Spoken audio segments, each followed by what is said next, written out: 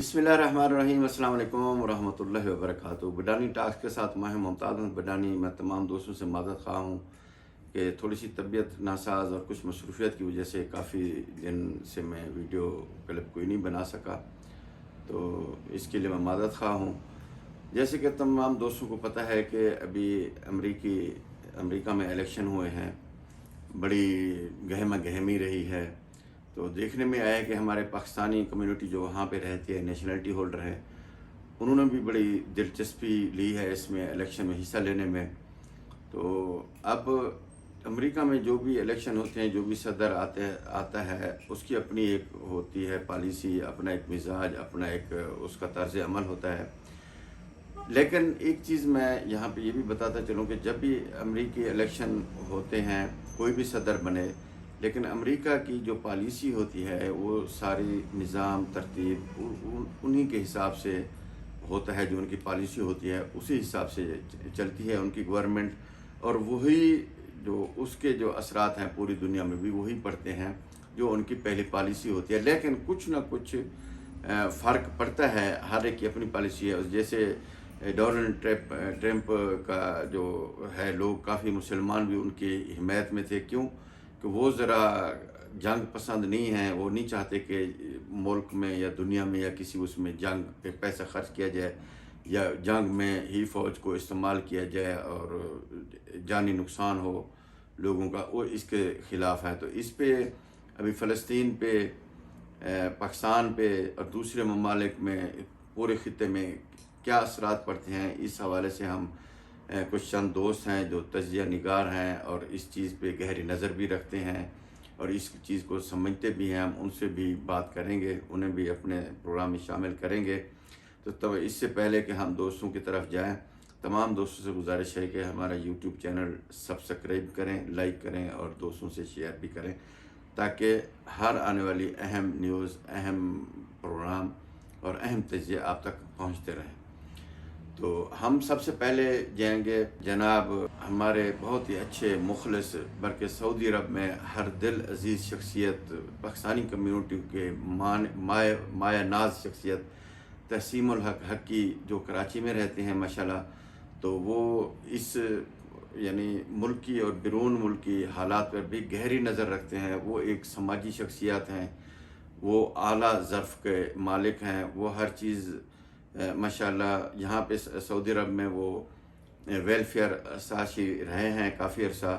جتنے دن ان کا یہاں پیریڈ گزرا ہے، تو تمام جو سعودی عرب میں مقیم پاکستانی ہیں جو انہیں جانتے ہیں، جن کے ساتھ ان کا تعلق رہا ہے، وہ بڑے اچھے الفاظوں سے انہیں ہمیشہ یاد کرتے ہیں۔ جتنے دن وہ رہے ہیں تو انہوں نے کمیونٹی کے ہر مسائل، ہر قسم کے جو ہے مسائل حل کرنے کی کوشش کی ہے، چاہے کوئی اپنا ہو، بیگانہ ہو، جان پہچان والا ہو یا بغیر جان پہچان والا ہو۔ تو ان کی خدمات ہمیشہ یاد رکھی بھی جاتی ہیں۔ کبھی کوئی پروگرام ہوتا ہے تو اس میں تو ہم ان کی طرف جاتے ہیں، ان سے پوچھتے ہیں کہ جو ابھی الیکشن ہوئے ہیں تو اس میں ٹرمپ کی کامیابی کے کیا اثرات پڑیں گے ہمارے پاکستان پر اور دوسرے خطے پر۔ جی محترم تحسین الحق حقی صاحب، آپ اس بارے میں کیا فرمائیں گے؟ یہ کہنا چاہ رہا تھا کہ جو یو ایس الیکشن ہیں وہ بہت امپورٹنٹ ہوتے ہیں، انٹرنیشنلی اس کا امپیکٹ ہوتا ہے، اور جو پریزیڈنٹ آتا ہے وہ آپ کو پتہ ہے ڈیموکریٹک ہیں، ریپبلکن ہیں، جب وہ آتے ہیں تو اپنی ان کی پالیسیاں، ان کے معاملات شفٹ ہو جاتے ہیں نا۔ اب جیسے یوکرین وار تھی اور جو مڈل ایسٹ کا جو کرائسس چل رہا ہے ابھی، اس حوالے سے اس پہ امپیکٹ پڑے گا، اور دوسرا سینٹرل ایشیا میں بھی امپیکٹ پڑے گا۔ جو رجیم چینج ہوا تھا وہ بائیڈن گورنمنٹ نے کیا تھا، پاکستان میں جو رجیم چینج ہوا تھا، تو یقیناً اس میں بھی مطلب وہ چیزیں بھی دیکھی جائیں گی نا۔ تو اس کے اثرات جو ہیں وہ پڑتے ہیں خطے میں، کیونکہ ٹرمپ کی پالیسی یہ ہے کہ جنگوں سے دور رہا جائے، جنگوں میں ہمیں انوالو نہیں ہونا چاہیے، ہمیں امریکہ کی ترقی اور استحکام کے لیے کام کرنا چاہیے۔ تو وہ اس پالیسی کو لے کے چل رہا تھا نا ٹرمپ جو تھا۔ تو اب وہ ٹرمپ آ گیا ہے، اور یہ بات بڑی سگنیفیشنٹ ہے کہ پاکستان کا جو حکمران، جو آخری جو حکمران جو ٹرمپ سے، جس نے امریکی پریزیڈنٹ سے خاص طور پہ جو ملاقات کی تھی، وہ عمران خان تھا۔ Being a prime minister of Pakistan, اس کی ٹرمپ سے ملاقات ہوئی تھی۔ اس کے بعد عمران خان کے بعد آج تک کسی کی بھی آفیشلی امریکی پریزیڈنٹ سے ملاقات نہیں ہوئی. ایون بائیڈن نے بھی ملاقات نہیں کی ان لوگوں سے کسی سے بھی نا, جو پرائم منسٹر تھے پاکستان کے, جو پریزیڈنٹ تھے ان سے ملاقات نہیں کی. تو اب ٹرمپ کیونکہ پاکستان کے پرائم منسٹر سے, ایکس پرائم منسٹر سے جو ابھی جیل میں ہے اس سے ملا تھا, تو اب وہ ٹرمپ دوبارہ آ گیا ہے. تو اب یہ دیکھیں اس پہ لیٹ سی ابھی اس میں کیا معاملات ہوتے ہیں. اور مسلم جو اکثریتی جو لوگ ہیں انہوں نے, جو امریکنز نیشنل ہیں, انہوں نے ٹرمپ کو ہی ووٹ دیا ہے اور ٹرمپ کو انہوں نے کامیاب کروایا ہے. اس کا بھی بڑا امپیکٹ پڑ رہا ہے نا. ٹھیک ہے, چلیں. یہ 47 پریزیڈنٹ ہیں یو ایس کے, 47واں پریزیڈنٹ ہے امریکہ کا ڈونلڈ ٹرمپ, جو دوسری بار امریکی صدر منتخب ہوا ہے. تو دیکھیں ابھی کیا صورتحال بنتی ہے. ناظرین, آپ نے سنا تسیم الحق حقی صاحب کے تاثر وہ کیا فرما رہے تھے. ماشاءاللہ ان کی گفتگو سے ہمیں کافی جو ہے نا نالج حاصل ہوا. تو اب ہم چلتے ہیں امریکہ کی طرف. وہاں پہ ہمارے سعودی عرب کی, پاکستان کی, بلکہ امریکہ کی مایہ ناز اور ہر دل عزیز شخصیت, معروف سماجی شخصیت, انجینئر قاضی خالد صاحب کی طرف جاتے ہیں. تو وہ ہم نے دیکھا ہے انہیں کہ وہ وہاں ووٹ بھی انہوں نے اپنا کاسٹ کیا ہے ماشاءاللہ, اور ٹرمپ کو ہی ووٹ دیا ہے. تو ان سے ہم پوچھتے ہیں کہ آپ ان کی کامیابی کو کس نظریے سے دیکھتے ہیں. دوسری بات یہ کہ پی ٹی آئی کے جو کارکن ہیں ہمارے پاکستانی ماشاءاللہ, تو وہ بھی کافی خوش دکھائی دے رہے ہیں. تو کیا اس کے اثرات ہمارے پاکستان میں بھی پڑیں گے؟ کیا عمران خان بھی اس میں آزادی حاصل کر لیں گے, آزاد ہو جائیں گے قید سے؟ دوسرے جو اسرائیل جو جنگ ہے, ہمارے فلسطینی مسلمان بھائیوں پہ ظلم ہو رہا ہے, تو ان پہ جو جارحیت ان کی وہ ختم ہوگی یا اس پہ کیا اثرات پڑتے ہیں؟ جی جناب قاضی خالد صاحب. وعلیکم بڈانی صاحب, آپ کے حکم کے مطابق جواب حاضر ہے. آپ نے پہلے تو یہ کہا کہ کیا نام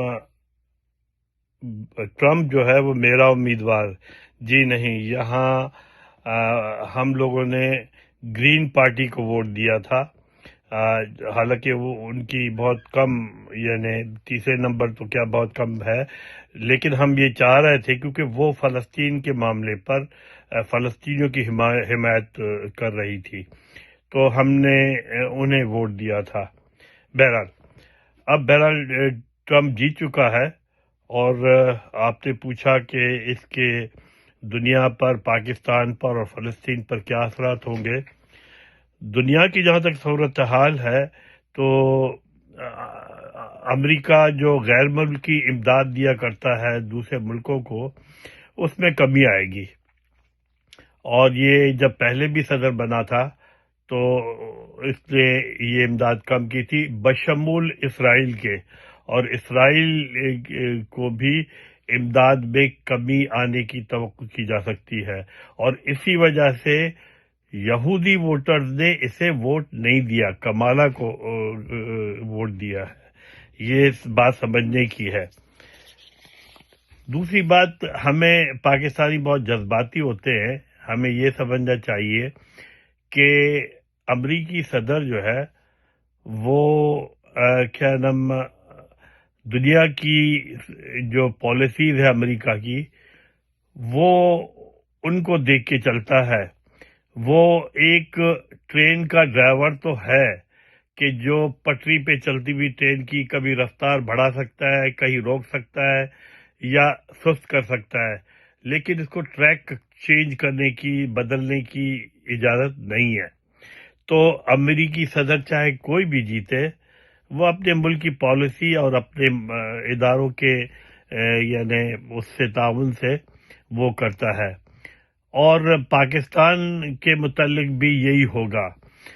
یہاں پر ہمارے دوست بڑی توقع رکھتے ہیں کہ شاید اس کے پریزیڈنٹ بننے سے عمران خان کے لیے کچھ سہولتیں میسر ہو جائیں, شاید اسے آزادی مل جائے.